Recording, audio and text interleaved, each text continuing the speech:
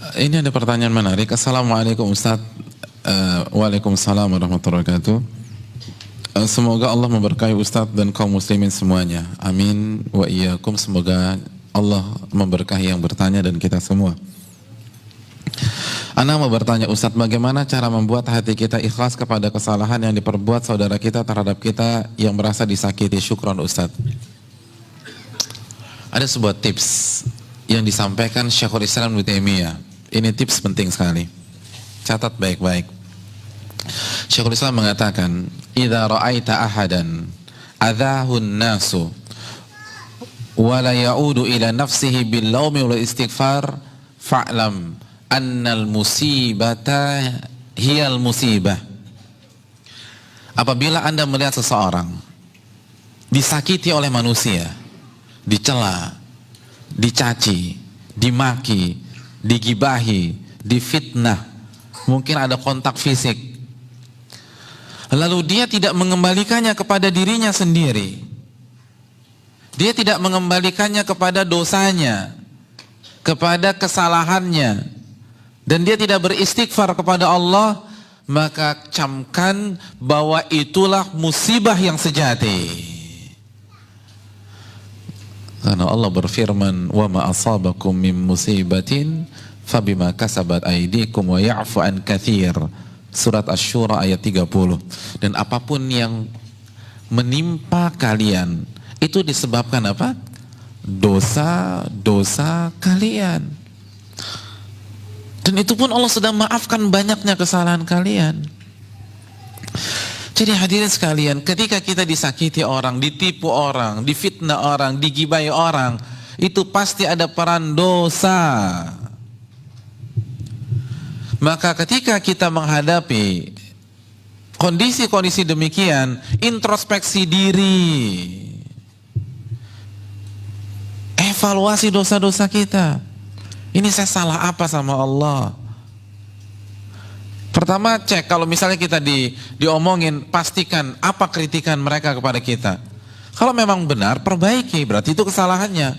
Kalau ternyata itu fitnah, kita gak melakukannya, bukan berarti kita bersih dari kesalahan. Itu karena kesalahan kita di tempat lain, di kesempatan lain. Allah balas melalui itu. Jadi fokus kita jangan hanya menyalahkan yang memfitnah, jangan hanya menyalahkan yang menipu, jangan hanya menyalahkan yang mencaci, jangan hanya menyalahkan yang memaki, jangan hanya menyalahkan yang memukul atau menyakiti kita. Yang pertama, salahkan dosa, kata beliau. Karena itu pasti karena perbuatan dosa kita. Pasti, nggak diragukan lagi.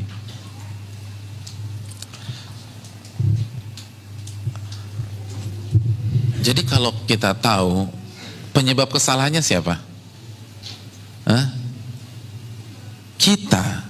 Maka kita nggak akan terlalu ngotot sama orang, walaupun secara kasat mata dalam kasus ini dia yang salah. Ya nggak sih? Kalau la qadarallah kita nabrak bemper mobil orang, kira-kira kita ngotot nggak? Enggak, orang kita yang salah. Saat kita merasa bersalah, kita nggak akan ngotot. Kita nggak akan terlalu sakit hati. Oleh karena itu, camkan baik-baik. Kalau kita disakiti oleh manusia, itu disebabkan apa? Dosa siapa? Dan dengan punya konsep begini, kita akan dewasa, hadirin. Kita akan berkembang. Tapi kalau kita sibuk menyalahkan orang dan menjadikan pelakunya sebagai kambing hitam, kita nggak akan maju-maju. Kalau fokus kita hanya kepada yang menyakiti kita, kita tidak akan berkembang. Contoh misalnya, ada orang memfitnah kita, kita sakit hati. Biasanya kalau kita sakit hati, pelampiasannya gimana? Kita telepon teman kita, lalu kita curhat. 2 jam kita telepon teman kita tersebut menceritakan kasus kita yang disakiti oleh si fulan. Berarti 2 jam waktu kita habis menceritakan kesalahan si fulan.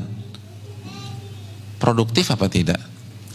Dan bandingkan kalau kita kembalikan kepada diri sendiri, maka kita akan mengaudit diri kita habis-habisan. Ini saya salah apa lagi nih? sampai Allah takdirkan saya difitnah melalui dia. Kita akan cari kesalahan kita. Oh ternyata ini. Lalu kita beristighfar, kita memperbaiki diri. Kira-kira kalau kita melakukan pola ini berkembang nggak kita? Berkembang. Karena konsep kita introspeksi diri.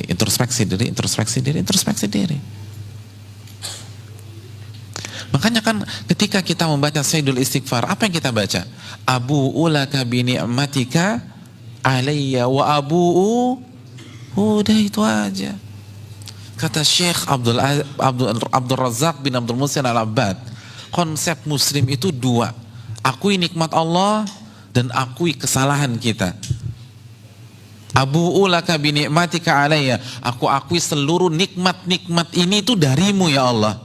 Jadi seluruh fasilitas dunia, seluruh kenyamanan, ketentraman, harta, keluarga itu semua dari siapa? Dari Allah. Lalu apa yang kita alami, masalah yang kita hadapi, itu disebabkan abu'u laka bi ni'matika alayya wa abu'u bi dzanbi. Itu karena dosa. Jadi kita hidup konsepnya dengan mengakui nikmat Allah, lalu kita bersyukur dan kita mengakui kesalahan kita, lalu kita beristighfar. Saya ingin tanya, dari konsep ini ada pihak ketiga nggak? Ada pihak ketiga nggak? Nggak ada. Nggak ada pihak ketiga. Itu konsep yang diajarkan dalam Sayyidul Istighfar. Nikmat dosa saya, begitu aja udah. Dan kita akan maju. Ustaz, enak banget dong yang nyakitin kita kalau begitu. Hadirin, azab Allah untuk dia lebih pedih daripada pembalasan kita untuk dia. Udah biarkan Allah yang balas. Kita fokuskan menata diri. Itu baru satu konsep loh, belum konsep yang lain. Kalau kita disakiti itu investasi akhirat. Dosa diampunkan, derajat ditinggikan, dan dia akan transfer pahalanya ke kita. Ustadz kayaknya dia nggak punya pahala, ya udah kita yang transfer dosa kita ke dia, selesai. Orang yang mencela, yang menyakiti kita, itu kan sama saja mentransfer pahalanya kepada kita. Iya gak sih? Masih ingat hadis Muslim tentang muflis, orang yang bangkrut? Saya ingin tanya, kalau ada orang mentransfer 10 juta ke rekening antum, antum marah-marah atau antum senang? Hah? Senang. Sekarang, mana yang lebih besar, pahala atau duit? Apa dua-duanya? Nggak bisa, emang paling lebih besar pahala. Kalau kita benar-benar yakin pahala lebih besar daripada duit, kenapa kita stres ketika ada orang mentransfer pahalanya untuk kita? Katanya yakin kepada hari kiamat. Katanya Ahlussunnah wal Jamaah. Ahlussunnah wal Jamaah kan kontennya akidah. Penekanannya kan akidah, dan akidah kan iman kepada Allah, iman kepada malaikat, iman kepada kitab, iman kepada Rasul, iman kepada hari kiamat, iman kepada takdir. Mana iman kepada hari kiamat?